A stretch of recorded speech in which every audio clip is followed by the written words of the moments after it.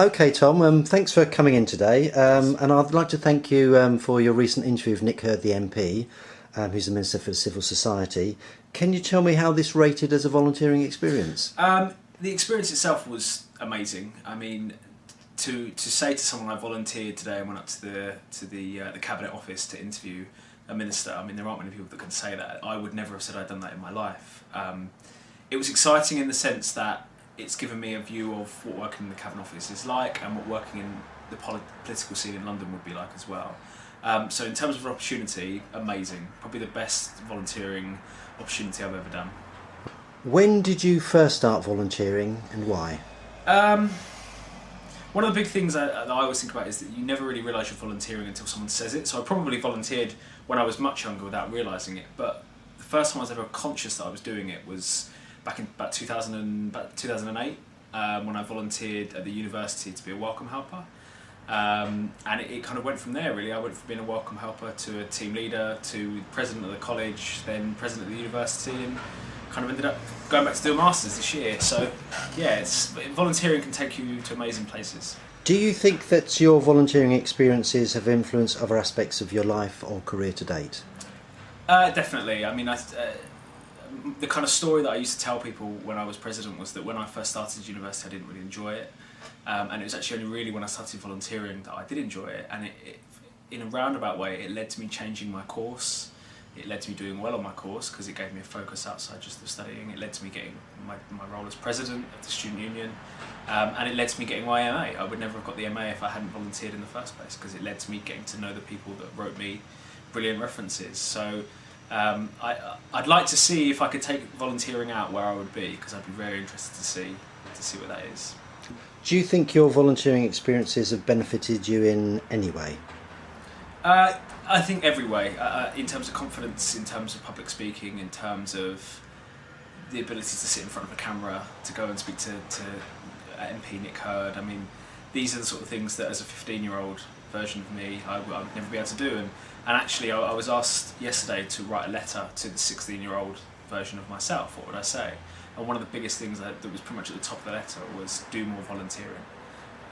Or even consider what volunteering is, because I think at 15 you have the mindset of why would I work for no money? I don't quite understand that, and you don't realise the sort of transformative effect that volunteering can have on every aspect. Even people you meet. I mean, my girlfriend now I met through volunteering, so you know it affects all aspects of your life without knowing it. What message or messages would you give to other people about volunteering? To just not do as much as you can, but try and pick things that you're interested in. Try and pick things that you think, try and pick things you think that will benefit your skill set, that you think that you can help the group that you're volunteering for. Volunteering is something that I would think I'd just say to everyone to do. I can't see a reason not to do it. If you have the time, I mean, we've had big conversations about virtual volunteering as well over the summer, and that's a great alternative if you can't offer hours and hours of time on weekdays. And I think if there are any ways of volunteering, from virtual through to physical volunteering, you should try and do as many of them as you can. Do you consider volunteering to be something you'll always be engaged in? Yes, yeah, I can't. I'd like to think so. I can't see why not. I think, of course, the older I get, the more responsibilities I'll have if I come to have a family and things like that. But I think it's something I would always like to think I would do because it's paid me really well, if that makes sense. You don't get paid for volunteering, but volunteering has paid me in terms of life experience, and I kind of owe it to volunteering to kind of carry on doing it, and in a way carry on reaping the rewards from doing it. In regard to people who manage volunteers, do you have any insights that you could share with them or us? I would say the hardest thing is you have to try and put yourself in the place of the volunteer. That was the really hard role that I have had for the last 2 years where I was working.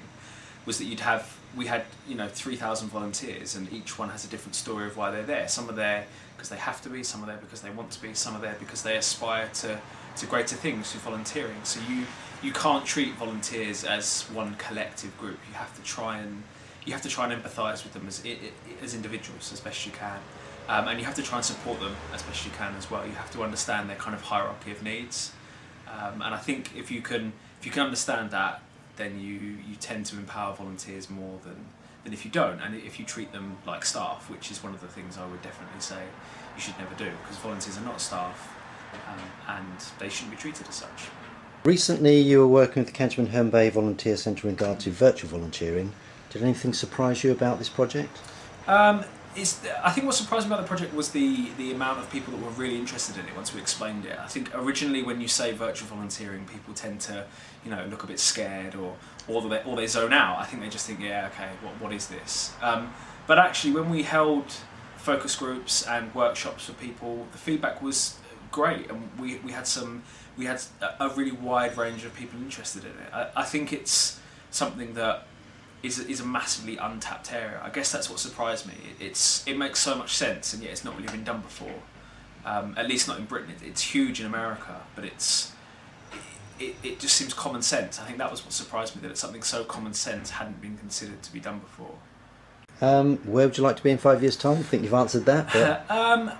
I guess it's not really where I'd want to be, because I don't want to say I'd like to be in this office of this building on a computer doing this. I think where a really good mentor of mine when I was a volunteer always used to say to me, instead of saying what do you want to be doing, think about how you want to feel in 5 years' time. And it may sound a bit sort of philosophical, but I think in 5 years' time I'd like to be happy where I am and in the job I'm doing. I think that'd be more important than what I was doing. I think I could be doing anything. I think it wouldn't matter if I was happy and content and engaged by what I was doing. Then that's where I want to be, and that's the biggest challenge that graduates seem to face at the moment is finding something that's relevant and interesting. I think a lot of graduates and a lot of people are struggling to find jobs, and they kind of have to do whatever's out there. So if I could find a job that I loved, and it's the whole idea, if you find something you love, you never work a day in your life again, and that's, I hope, what I could find. Is there anything you'd like to say before we finish, Tom? Anything I'd like to say? Good luck, I guess, to the conference. Good luck to everyone there. And it's all of the work you're doing is brilliant and fantastic, and I hope that the interview with Nick Hurd isn't too boring to watch. I apologise for my yes and erming in the background quite a lot. That's a nervous habit. And yeah, just carry on the good work and just try and do as much volunteering as you can. Well, thank you very much, Tom. Thanks. It's been great. Thank you.